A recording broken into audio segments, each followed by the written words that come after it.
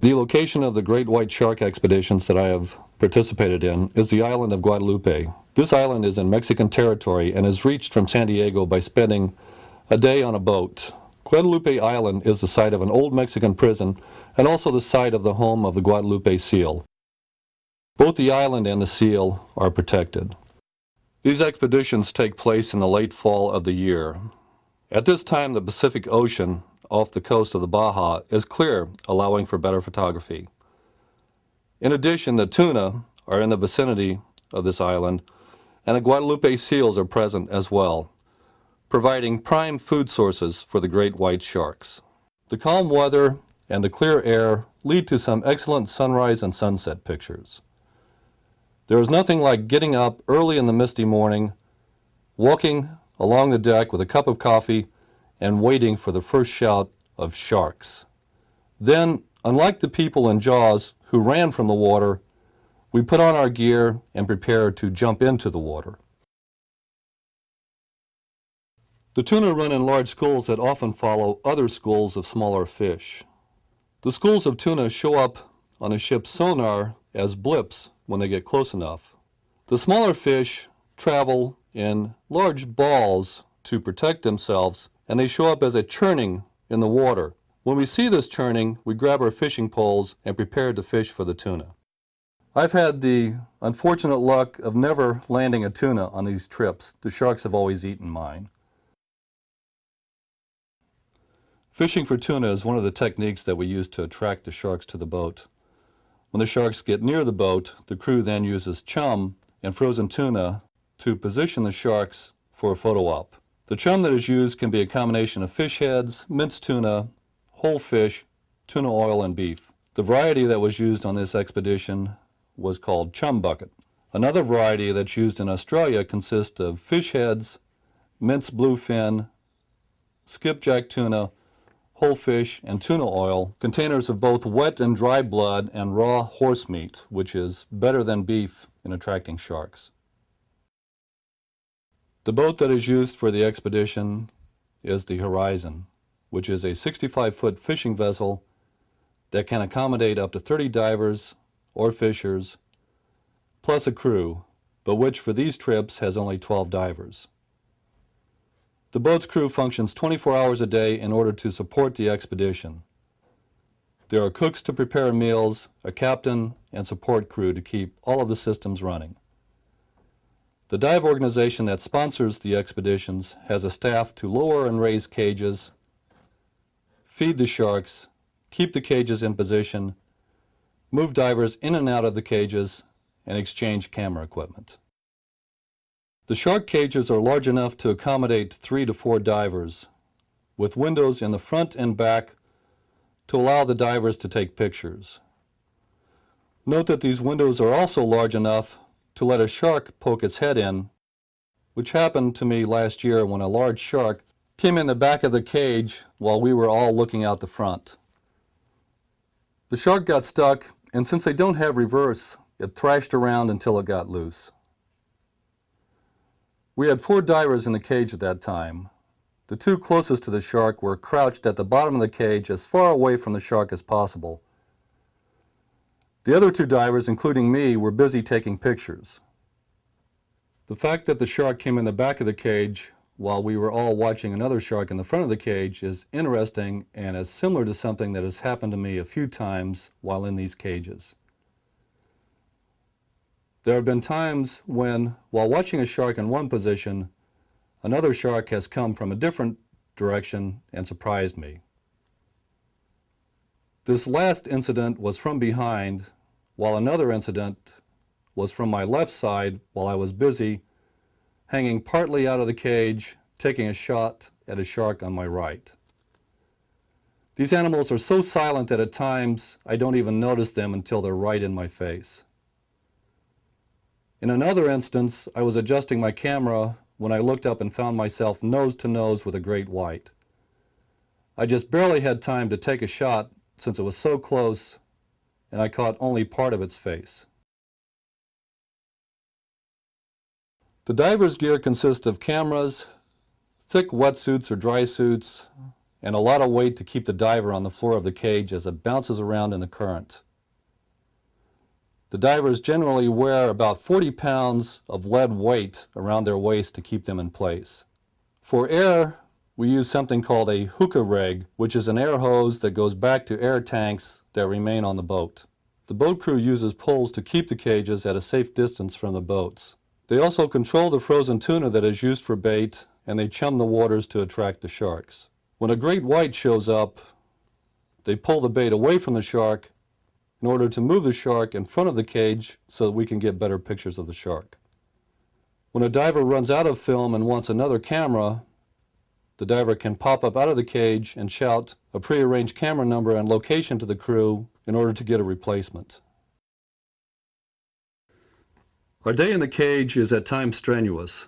The water is cold, and strong currents most of the time rock the cage. When the jellyfish come floating through, I have to dodge them to avoid getting stung.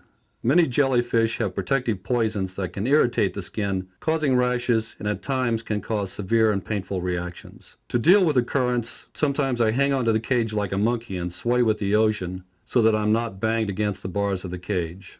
Our shifts in the cage are for an hour at a time, and nobody knows when the sharks are going to go for the bait. When the sharks do approach, my adrenaline starts flowing and I don't notice the discomforts of my underwater home.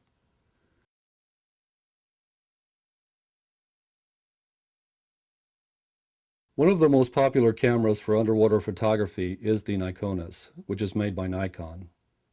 I use a Nikonis 5 with a strobe, which is like a giant flash, combined with a CNC 15mm wide-angle lens, which is used to catch all of these large animals. I also use a Canon digital camera in an underwater housing and a Sony digital camera also in an underwater housing, both of which have wide-angle lenses. Taking pictures underwater is different than taking pictures on land.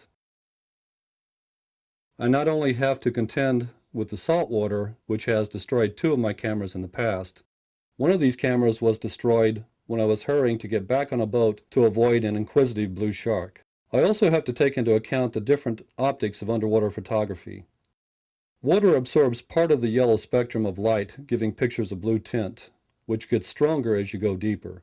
Seawater also magnifies objects for the human eye, causing objects to appear to be larger than they actually are. This can cause a photographer to misjudge the location of a subject. Sharks are very high on the food chain.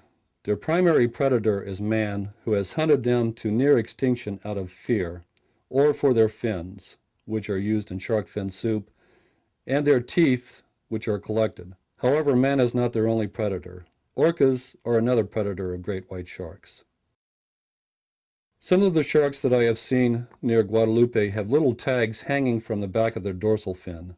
These great white sharks are protected in some areas, including the state of California, South Africa, and a few other regions. To monitor and protect the existing great white sharks, one organization has tagged about 35 of these sharks. Some of these tagged sharks have shown up in the video that I have taken off of Guadalupe Island. This video was later provided to this organization. The research of this organization indicates that the sharks leave the Guadalupe area in early winter and head to very deep and very cold waters. Some of these sharks have later turned up near Hawaii, which has been shown by the satellite monitoring of their tags. Then these sharks show up again the following fall near Guadalupe to feed on the tuna, yellowtail, and yes, even the Guadalupe seals. Great white sharks can also be seen along the coast of California, north of Guadalupe Island. They can be seen in the Pacific Ocean off the coast of Australia, New Zealand, and Japan. In the Atlantic and Indian Oceans, they have been found off the coast of Brazil and South Africa. The great white shark, Carcharodon carcharias, is the largest carnivorous fish in the sea and the most feared of all sharks.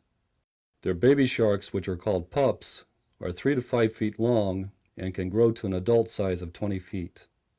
The typical size of the sharks that have been sighted is between 12 and 16 feet, which is consistent with the sharks that I have photographed. The largest shark that I have seen is the big smiling one that attacked the large red float, which can be seen in some of my video. The weight of a large shark is estimated to run around 1 ton, but some are thought to weigh more than 2 tons. The shark has no organ that can be used to produce sound. Other fish can make primitive sounds using their swim bladders, but the shark doesn't have any. These animals do not roar or bellow or bark. In addition, the scales along the bodies of many sharks are designed to reduce the sound of the animal while swimming. Sharks are very sneaky and extremely quiet swimmers. As you can see from the pictures in the video, most of the great white sharks have scars and wounds, especially around the snout and head. Some even have large gashes on their side. Some of these marks may have resulted from struggles with prey or mating partners, but many appear to be the result of the shark's habit of investigating objects using their snouts and their mouths. Note that my favorite shark, the smiling shark that attacked the red ball, has no marks. And that's because the shark was just a big, mean shark. It was the larger shark of the group. Tiny black dots along the shark's snout are pores with nerve connections to their brain. These are called the ampullae of Lorenzini. They enable the sharks to detect weak electric fields, such as those produced by electrochemical reactions and muscle activity in other animals. Researchers believe that these enable the sharks not only to locate prey hidden beneath the sand, but also to navigate using the Earth's magnetic field. It's also thought that the cages that divers use to observe and photograph these animals produce a weak electric current, which may attract the curious shark or possibly irritate it. One of the methods that I have used to ward off an interested shark when I am in the cage is to wiggle my camera with the electrically charged strobe at the shark's face. So far, this has worked. Great white sharks cannot stop swimming for long periods without suffocating, nor can they live in captivity. Repeated attempts to maintain a great white in captivity have ended with the shark dying in a matter of days. They extract the oxygen that they need through their gills. Their gill slits can be seen in front of the pectoral fin and are obviously different than those seen on other fish. Other fish have one gill slit on each side. Sharks have between 5 and 7. Sharks are not designed to be able to swim backwards, which was evidenced when one swam into the camera window in the back of the cage on one of my dives. This shark was not happy about getting stuck in the window and was able to get out only by thrashing around, much to the dismay of the divers on that end of the cage.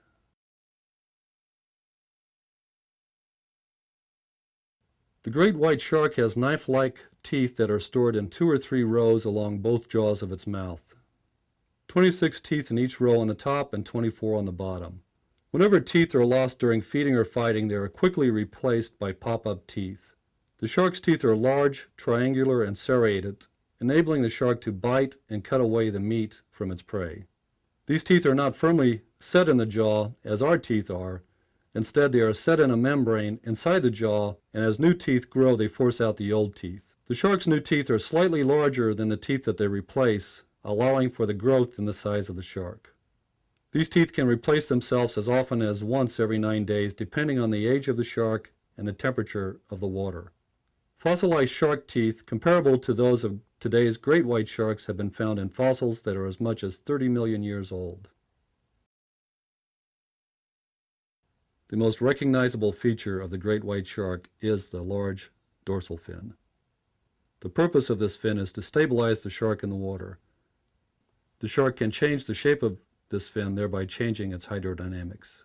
In addition to the first dorsal fin, the shark has a second dorsal fin. Sharks, like humans, share a body design that features paired forelimbs, which are fins in shark language, and hind limbs. The shark has 2 pectoral fins and 2 pelvic fins. Toward the tail end of the shark, you can find an anal fin and a caudal fin, which we might call a tail fin. This last fin is the source of the shark's propulsion and rapid burst of acceleration. Great white sharks usually swim at a leisurely speed of 1 to 2 miles per hour, but can achieve bursts of up to 35 miles per hour, which is about 10 times faster than we can swim. The great white shark is the warmest of all sharks. When these sharks capture a meal, they possess a biological ability enabling them to quickly digest the food. Unlike most fish, great white sharks, along with some of their relatives, maintain a body temperature higher than the surrounding water.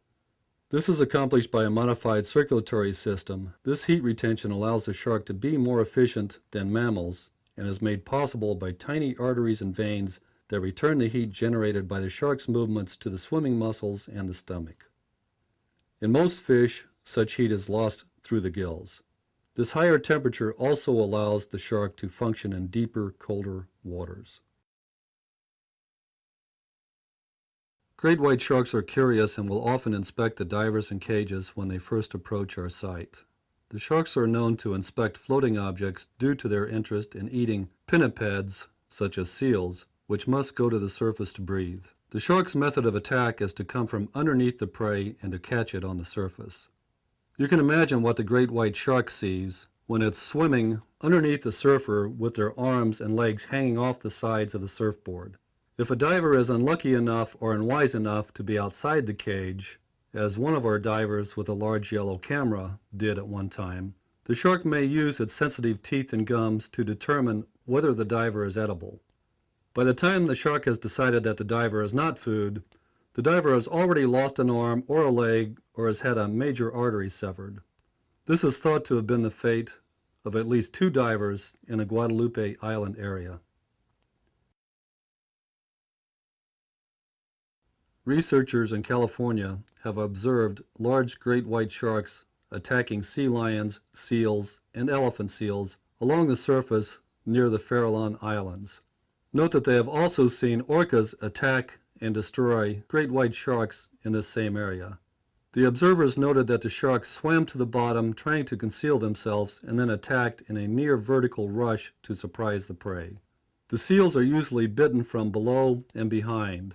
Then the great white shark would move off either to allow the victim to bleed to death or to lapse into shock, returning minutes later to consume the helpless prey. Great white sharks typically swim in opposite orbits, trying to avoid one another while taking turns at the bait that we have put out. When a new shark arrives, it usually investigates the source of the scent that has guided it for perhaps a couple of miles. Upon the arrival of the new shark, those already in the area, who have apparently been bored by the lack of a good meal, might again express interest in the frozen tuna and chum that we have been trying to feed them. Then, along with the newcomer, they will make more approaches at the bait. Following this period of territory marking activity, the largest sharks present spend the most time near our bait. Smaller sharks defer to larger sharks, but there are no set rules. Social order is maintained but requires constant adjustments to accommodate changing conditions. No fighting between the sharks was ever observed on any of my dives. I also found the sharks to be very patient animals, as they would hover under the boat waiting for one of the fishermen to catch a tuna and then wear it out so that the shark could have an easy meal after having been teased by the frozen tuna bait. The feeding preference of sharks changes with age and size. The most common item in the larger of the analyzed great white sharks was dolphin remains, followed by squid, bony fish, smaller sharks, crustacea, pinnipeds, and seabirds.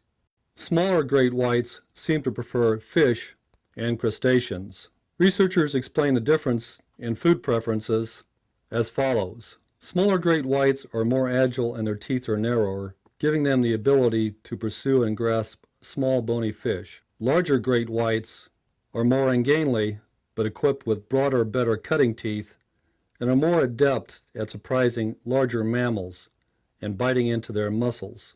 Smaller sharks also stay in deeper waters, limiting themselves to the animals that live in those areas, while larger sharks range closer to the surface, preying on seals and other animals that rely on air to breathe. Sound may be the most important shark sense for hunting. They can hear low-frequency vibrations at distances of more than a mile. The shark's sense of smell is also sharp. They have the ability to scent food over great distances in the water, and they can detect blood. They have taste buds in their mouth, but we don't know much about their sense of taste. Man is finally beginning to understand and respect this much maligned fish. It's not the mindless savage that was once thought. Sharks are essential to the balance of the ocean's ecosystems, but their future is dim. We are killing them for food and parts in large numbers. A greater appreciation of the purpose and the beauty of these animals will ensure their existence for generations to come.